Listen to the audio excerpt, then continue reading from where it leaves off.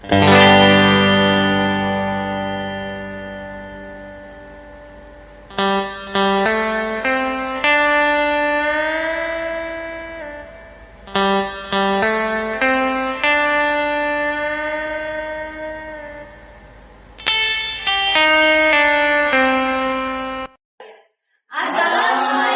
warahmatullahi wabarakatuh. Perkenalkan, nama saya Lydia Nitya. Saya Aiman Panggobel. Saya Rasti Sulaim. Saya Winnie Mustafa. Saya Ahmad Budiara. Kami dari kelompok 4. Pada kesempatan ini, kami akan membahas materi pokok literasi digital dengan tema Jangan lengah, pastikan tak ada celah kejahatan digital.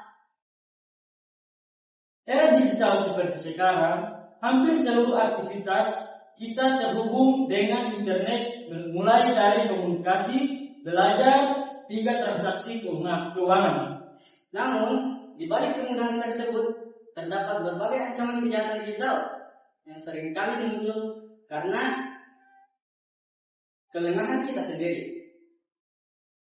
Melalui materi ini, kami mengajak teman-teman untuk lebih waspada dan memahami bahwa kejahatan digital bukan hanya tanggung jawab teknologi, tetapi tanggung jawab setiap individu. Oleh karena itu, materi pertama akan dijelaskan oleh Aiman Panggobel. Jangan lengah, pastikan tak ada celah kejahatan digital. Kejahatan digital adalah tindakan kejahatan yang dilakukan dengan memanfaatkan teknologi digital dan internet untuk merugikan orang lain. Bentuknya bisa berupa penipuan, pencurian data, pembajakan akun, penyebaran hoax, sampai kerusakan sistem. Intinya, bukan palu dan pisau, tapi HP, laptop, dan jaringan internet yang dipakai sebagai alat kejahatan. Lalu, mengapa kelengahan pengguna menjadi faktor utama? Sebagus apapun sistem keamanan, pengguna tetap titik terlemahnya. Pelaku kejahatan digital jarang meretas dengan cara rumit. Mereka lebih suka menunggu korban lengah, memanfaatkan rasa malas, terburu-buru, dan kurang pengetahuan. Contoh nyatanya, password disamakan di semua akun. Percaya pesan hadiah, akun terancam, atau verifikasi sekarang. Mengapa data pribadi itu sepele? Pelaku tidak perlu jenius untuk korban yang tidak waspada. Contoh kesederhanaan kelalaian digital. Ini kelihatan remeh, tapi efeknya serius. Password lemah, contoh 1-6, password tanggal lahir, mudah ditebak, apalagi dipakai di banyak akun. Klik link sembarangan, link dari SMS, WhatsApp, atau DM yang mengatasnamakan bank, ekspedisi, atau giveaway. Sekali klik, data bisa dicuri tanpa sadar. Membagi data pribadi seperti foto KTP, OTP, nomor kartu, atau kode verifikasi. Sekali bocor, susah ditarik kembali. Semua ini bukan karena kurang pintar, tapi karena kurang hati-hati. Dampak kejahatan digital bagi individu dan masyarakat sekitar: kehilangan uang, akun dibajak, data pribadi disalahgunakan, dan tekanan mental atau rasa takut. Nama baik rusak, dan korban sering merasa malu, padahal yang salah adalah pelaku. Bagi masyarakat, turunnya kepercayaan terhadap teknologi digital, maraknya penipuan online, penyebaran hoax, dan konflik sosial. Kerugian ekonomi secara luas kalau dibiarkan dunia digital jadi ladang bebas kejahatan. Kejahatan digital itu nyata, dekat, sering terjadi, dan paling sering berhasil karena kelalaian pengguna sendiri. Teknologi boleh canggih, tapi kalau manusianya ceroboh, hasilnya tetap bencana kecil yang berulang-ulang. Waspada bukan berarti paranoid. Waspada itu berarti punya akal sehat di dunia digital. Obrol data pribadi, jangan. banyak kerugiannya. Perlindungan data pribadi merupakan inti dari keamanan digital. Data pribadi adalah aset penting yang jika bocor dapat menimbulkan berbagai masalah serius. Bukan hanya sekali, tapi berkelanjutan. Data pribadi adalah informasi yang dapat mengidentifikasi seseorang baik secara langsung maupun tidak langsung, seperti identitas, nama lengkap, NIK, dan tanggal lahir. Kedua, kontak, seperti nomor telepon, email, alamat. Ketiga, akun, username, password, dan kode OTP. Yang keempat, kebiasaan digital, yaitu riwayat pencaharian, lokasi, dan aktivitas media sosial. Kebocoran data sering terjadi karena kelalaian pengguna, antara lain mengikuti challenge media sosial yang meminta data pribadi, tidak mengatur setelan privasi akun dengan baik, mengunduh dan memberi izin berlebihan pada aplikasi yang tidak aman, terus mengklik tautan mencurigakan, atau phishing. Jika data pribadi bocor, berbagai kerugian dapat terjadi, seperti kerugian finansial, uang hilang, akun bank disalahgunakan. Yang kedua itu kerugian privasi. Data kita disebarkan tanpa izin. Yang ketiga, kerugian psikologi. Kita mengalami stres dan rasa tidak aman. Keempat, kerugian reputasi. Nama baik kita jadi tercemar. Kebocoran data tidak berhenti pada satu masalah saja, tetapi berujung pada penipuan online atas nama korban, pencurian identitas, pembajakan akun media sosial atau keuangan, penyalahgunaan data untuk kejahatan lain. Menurut JAPLIDI, Jaringan Pegiat Literasi Digital Indonesia, perlindungan data pribadi menekankan kesadaran pengguna dalam membagikan data. Kedua, penggunaan teknologi secara aman dan bertanggung jawab.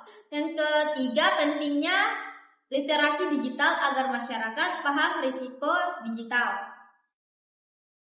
Literasi digital mencakup kemampuan. Yang pertama, mengelola data pribadi dengan bijak, memahami risiko dunia digital, menggunakan media digital secara etis, aman, dan bertanggung jawab. Intinya, jika data pribadi bocor, masalahnya bukan satu, tetapi berantai. Oleh karena itu, menjaga data pribadi adalah langkah awal untuk melindungi diri dari kejahatan digital. Awas jebakan penipuan online. Pengenalan dan pencegahan penipuan digital yang sering menjerat anak muda.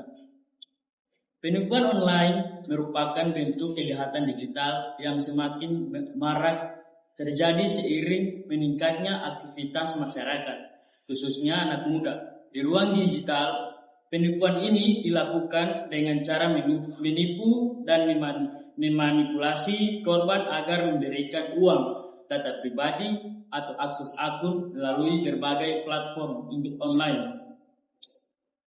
Dalam praktiknya, pelaku menggunakan beragam modus penipuan seperti phishing, yaitu upaya pencurian data melalui tautan atau pesan palsu, yakni pemalsuan identitas digital, penipuan belanja online, investasi bodong yang menjanjikan keuntungan besar tanpa risiko, hingga impersonation, scam dengan menyamar sebagai orang yang dikenal korban.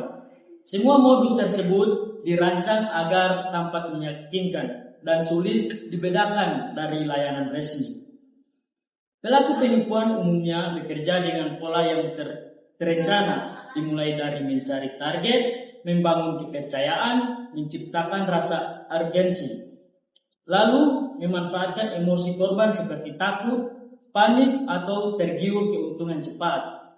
Kondisi inilah yang membuat banyak korban akhirnya lengah dan mengikuti instruksi pelaku tanpa sempat berpikir kritis.